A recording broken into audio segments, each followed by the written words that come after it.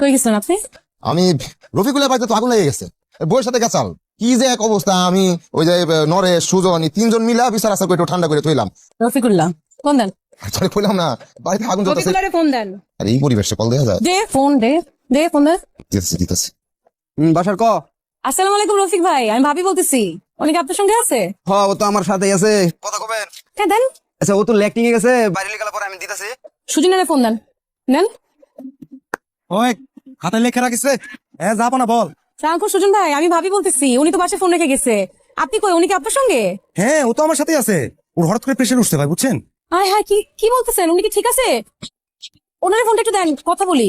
Doctor দেখতেছে, ও চেম্বারের মধ্যে আছে। বেরোলে কথা বলে দিচ্ছি।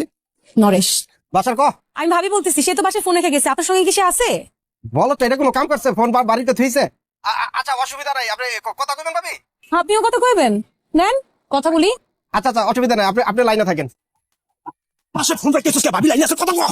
কথা আরে ভাবি কৃষ্ণা, আপনি আমার আগে চলেছেন, আপনি জিনিস আপনি বুঝালেন। মাফ করে দেবো বউ, আমি ভুলে গেছি বউ, আমার মাফ করে দাও। আমার প্রিয় বউ, আমার ভালোবাসা, সরেন। মাফ করে দাও। মাফ না করলে পা ছাড়বো না। বাসা একবার গিয়ে নিয়ে আসতে।